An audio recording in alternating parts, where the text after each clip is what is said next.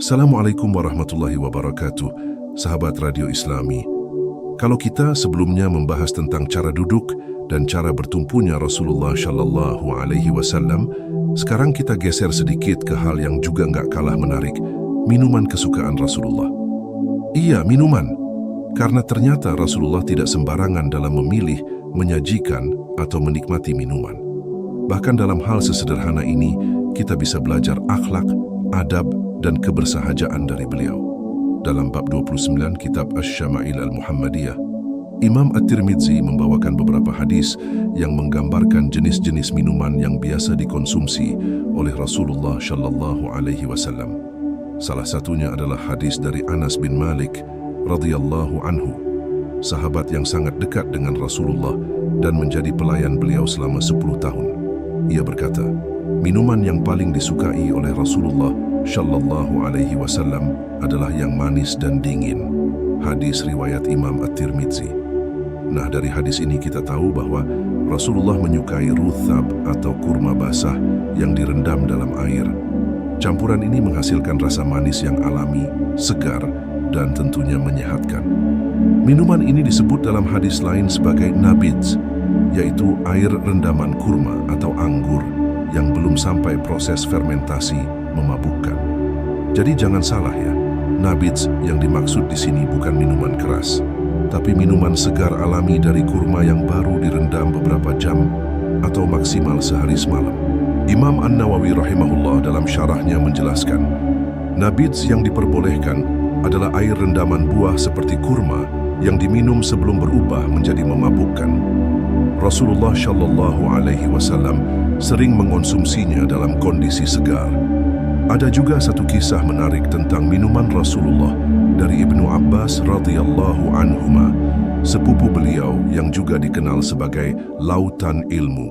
Ia pernah meriwayatkan bahwa Rasulullah biasa minum air Zam-Zam, terutama setelah tawaf. Beliau menyebut air Zam-Zam sebagai air yang penuh berkah dan mengenyangkan bagi yang lapar. Hadis riwayat Imam Muslim. Air Zam-Zam adalah bagian penting dari kehidupan Rasulullah. Beliau menyebutnya sebagai tha'amu tha'am, makanan yang mengenyangkan, dan syifa suqmin, penyembuh dari penyakit, sebagaimana dijelaskan oleh Imam Ibnu Qayyim Al-Jauziyah dalam Zadul Ma'ad.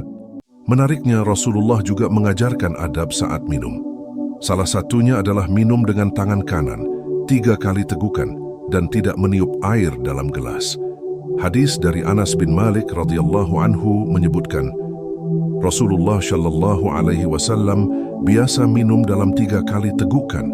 Beliau berkata, itu lebih menyegarkan, lebih sehat, dan lebih nikmat. Hadis riwayat Imam Muslim.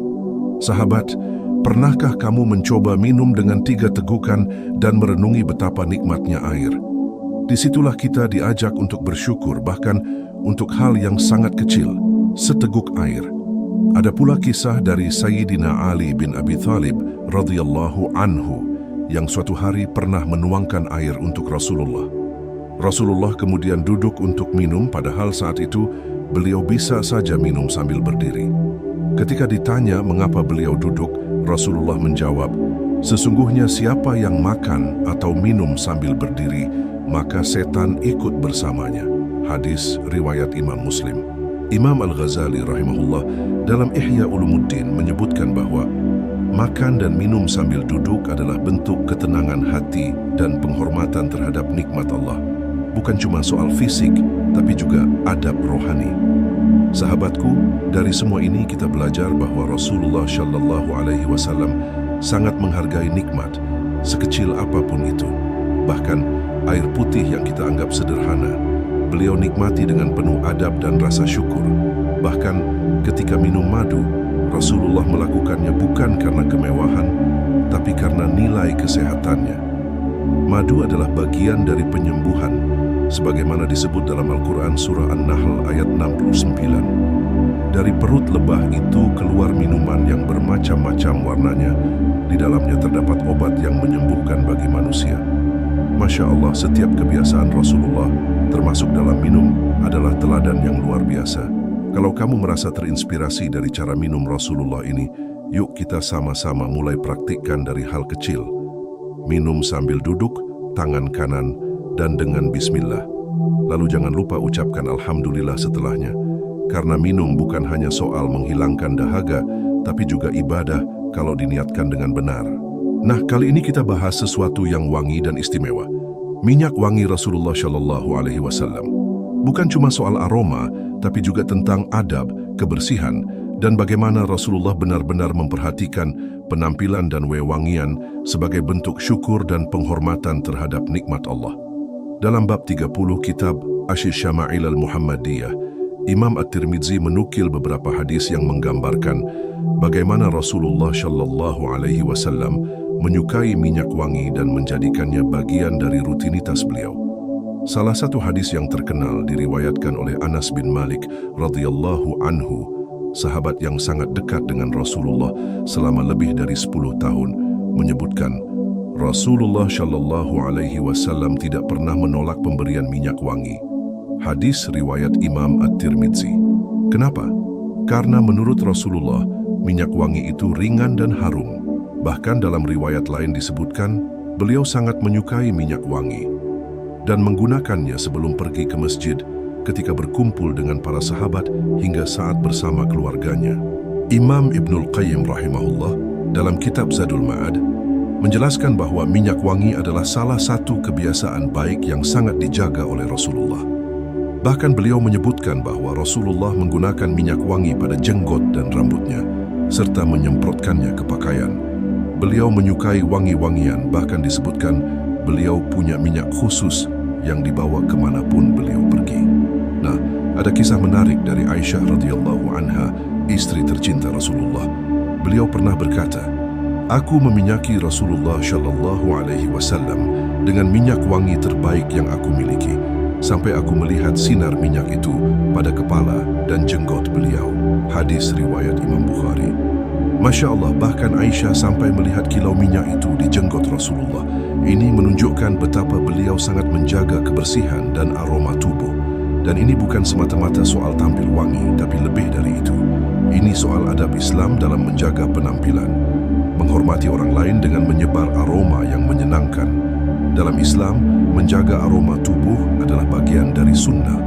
Syekh Salih Al-Fauzan hafizahullah mengatakan, minyak wangi adalah bentuk kebaikan terhadap diri sendiri dan orang lain. Rasulullah menjadikannya bagian dari sunnah untuk menyebarkan kenyamanan dan kebaikan di antara umat.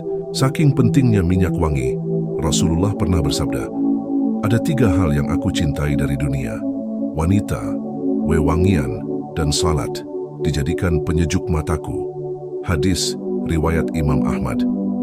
Dan tahu nggak sahabat, Rasulullah tidak hanya menggunakannya sendiri, tapi juga menganjurkan umatnya untuk memakai minyak wangi, khususnya saat ke masjid dan sebelum salat Jumat. Ini ditegaskan dalam banyak hadis lainnya. Ada juga riwayat dari Jabir bin Abdullah radhiyallahu anhu. Ia berkata, jika Rasulullah Shallallahu Alaihi Wasallam melewati sebuah jalan, orang-orang tahu bahwa beliau telah lewat dari aromanya. Hadis riwayat Imam Muslim. Bayangin deh, Rasulullah lewat dan orang-orang langsung tahu. Bukan karena suara atau penampilan, tapi karena aroma khas dan wangi yang menenangkan. Di zaman sekarang mungkin kita bisa ambil pelajaran kalau Rasulullah saja menjaga aroma tubuh dan pakaian beliau dengan sangat teliti, kita juga harus semangat untuk tampil bersih, rapi, dan wangi. Bukan karena gengsi, tapi karena memang itu bagian dari sunnah.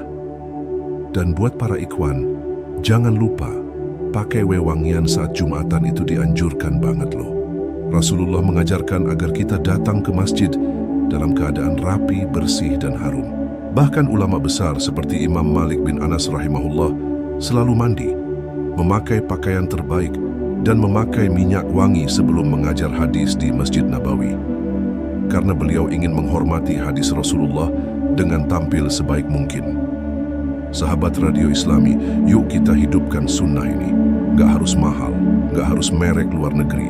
Yang penting niatnya benar, caranya sesuai adab, dan tujuannya untuk mendekatkan diri pada Allah serta meneladani Rasulnya. Kalau kamu suka konten seperti ini, yuk bantu dakwah sunnah Rasulullah dengan klik like, share, dan subscribe channel Radio Islami, supaya makin banyak yang tahu bahwa jadi muslim itu nggak cuma soal ibadah, tapi juga soal akhlak dan adab sehari-hari. termasuk dalam hal wangi-wangian. Wassalamualaikum warahmatullahi wabarakatuh.